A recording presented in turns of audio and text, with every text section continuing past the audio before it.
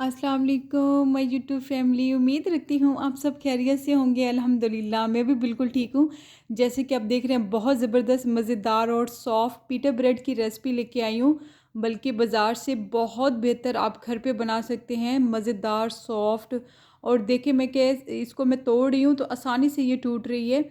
इसके सारे steps, tricks and tips के साथ मैं आपको इस वीडियो में गाइड करने वाली हूँ, तो प्लीज़ वीडियो पूरी वॉच कीजिएगा ताकि आपको स्टेप बाय स्टेप समझ भी आ सके। तो चलते हैं अपनी इस मज़ेदार सी रेसिपी की तरफ।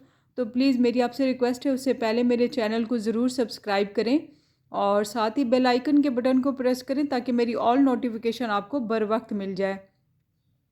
वीडियो पसंद आए लाइक ज़रूर करें, शेयर करें अपनी फैमिली एंड फ्रेंड्स में, और कमेंट्स भी प्लीज़ ज़रूर करें। तो आते हैं अपनी मज़ेदार और झटपट से रेसिपी की तरफ। यहाँ पे मैंने 2.5 कप के जितना मैदा ले लिया है और उसको अच्छे से छान लिया है। और यहाँ पे मैंने लिए खमीर, जिसको यीस्ट भी कहते हैं। 1 टेबल स्पून के जितना मैंने लिए है खमीर। और अगर आपके पास न्यू पैकेट ओपन करना हो तो उसमें से आप 1 टीस्पून लें, क्योंकि ये थोड़ी सी अगर घर में पहले से मौजूद हो तो याद रहे कि इसको फ्रिज में रखना है, तो उसमें जो घर में पड़ी होगी उसको आपने 1 टेबल स्पून लेना है। यहाँ पे 1 टीस्पून मैंने लिया पाउडर शुगर। इसकी रेसिपी भी मेरे चैनल पे अपलोड है, पाउडर शुगर आइसिंग शुगर के नाम पे। और 1/2 टीस्पून नमक। और यहाँ पे 2 टेबल स्पून दही। दही का काम ये होता है कि अगर आपकी खमीर थोड़ा सा कम काम करती है तो दही उसको सॉफ्ट भी करती है, डो को, और ख़मीर को उठाने में मदद भी देती है। तो दही का इस्तेमाल करना चाहे तो ज़रूरी है कि आप कर सकते हैं। इससे ये होगा कि बेटा ब्रेड बहुत सॉफ्ट और मज़ेदार बनेगी। यहाँ पे मैंने डाल दिया इसमें 1 टेबल स्पून के जितना ऑयल, और इसको तमाम चीज़ों को अच्छे से हम मिक्स कर लेते हैं। मैंने इन चीज़ों को अच्छे से मिक्स कर लिए है। और जो हमने पानी इसको डो को गूंदना है, तो याद रहे वो पानी वार्म वाटर होना चाहिए, मतलब हल्का नीम गर्म जिसको कहते हैं वो होना चाहिए। तब आपकी डो सही जो है वो बनेगी। अगर ज़्यादा गर्म होगा तो ख़मीर को वो उठाने में मदद नहीं देता ज़्यादा गर्म पानी, तो इसलिए हमें नीम गर्म पानी का इस्तेमाल करना है। तो यहाँ पे मैं थोड़ा थोड़ा पानी ऐड करूँगी ताकि मैं अच्छे से ना डो ज़्यादा सख्त होनी चाहिए ना नरम होनी चाहिए।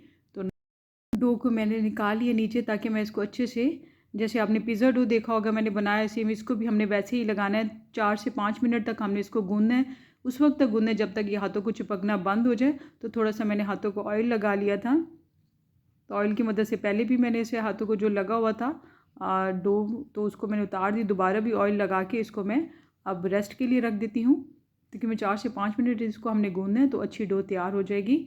तो अब इसको हम रेस्ट के लिए रख देते हैं। जितना टाइम हो तो ज़्यादा से ज़्यादा कम से कम उस वक्त तक जब तक ये अच्छे से राइज़ हो जाए। अब ये देखें कि माशाल्लाह से ये गर्मियों का सीज़न है, तो इसमें आपके आधे घंटे में भी, घंटे में भी बहुत ज़बरदस्त डो राइज़ हो जाती है।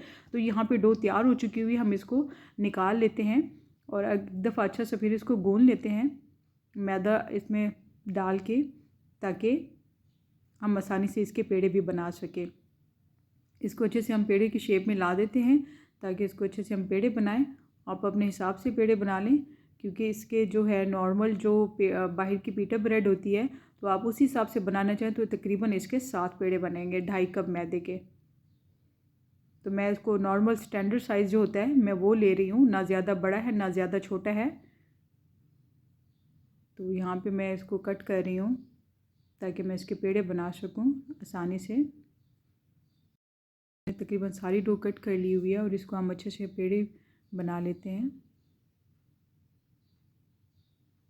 माशाल्लाह बहुत ज़बरदस्त सॉफ्ट हमारी ये डो तैयार हुई है। इसको हाथों में लेते हैं तो महसूस होता है कि बहुत ज़बरदस्त हमारी माशाल्लाह पीटर ब्रेड बनने वाली है। तो आप इस रेसिपी को ज़रूर ट्राई कीजिएगा, फिर मुझे बताइएगा। तो हमने पेड़ों बना के पेड़े को रेस्ट नहीं देना। हमने जो रोटी बेलनी है तो याद रहे हमने रोटी को रेस्ट देना है। तो यहाँ पे पेड़े बना के फ़ौरन देखें मैं इस साइज़ के पीटर ब्रेड बना रही हूँ, ये स्टैंडर्ड साइज़ है। तो तमाम मैंने इसके रोटियाँ बना ली हुई हैं, पीटर ब्रेड बना लिए। उसको रेस्ट के लिए मैंने रख दिया। ऊपर मैंने किचन जो टॉवल होता है या रोटियों वाला रुमाल जो भी आपके पास हो, तो आप इसके ऊपर डाल के रख सकते हैं रेस्ट के लिए तकरीबन 15 से 20 मिनट या आधा घंटा। तो मैंने यहाँ पे रेस्ट के बाद इसको 2 ओवन में बना रही हूँ, बाकी हम बनाएंगे तवे पे।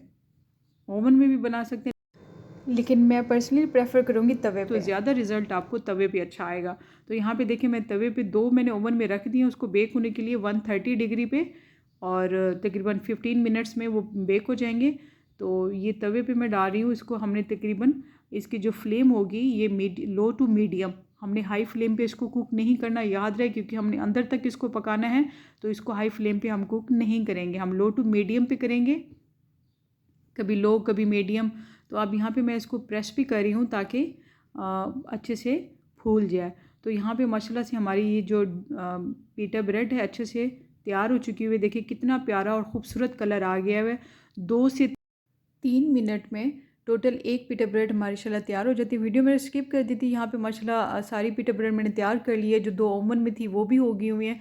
और यहाँ पे मैं पेपरिका पाउडर ऐड कर रही हूँ ताकि अच्छे से लुक वाइज अच्छा लगे। ये बाहर वाली पीटा ब्रेड है सिर्फ आपको दिखाने के लिए।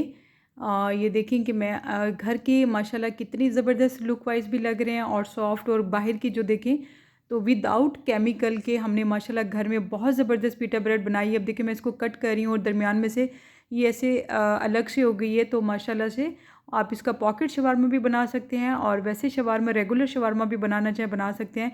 चीज़ी शवारमा, इस शवारमा ब्रेड की आप पीटा ब्रेड की आप पिज़्ज़ा भी बना सकते हैं। तो इंशाल्लाह वक्तन फ़वक्तन मेरी चैनल पे ये अपलोड होंगी, तो आप देखिएगा, खूब इंजॉय करेंगे। तो ये देखिए माशाल्लाह कितनी सॉफ्ट और मज़ेदार है। मैं इसको तोड़ भी रही हूँ तो माशाल्लाह आराम से टूट रही है और माउथ मेल्टिंग। आप इसको तज़ीकी सॉस के साथ इंजॉय करें या शवारमा सॉस के साथ इंजॉय करें। आप ये रेसिपी ज़रूर बनाइएगा और फिर मुझे बताइएगा कि आपको ये रेसिपी कैसे लगी। और इसके साथ ही मैं इजाज़त चाहती हूँ। अल्लाह पाक आपको अपने तमाम लाजवाल नेमतों के साए तले रखे। अपना बहुत सारा ख्याल रखिएगा, मुझे अपनी दुआओं में याद रखिएगा। फिर लौट के आऊँगी कि ज़बरदस्त ख़तरनाक और झटपट सी रेसिपी के साथ। तब तक अल्लाह हाफ़िज़।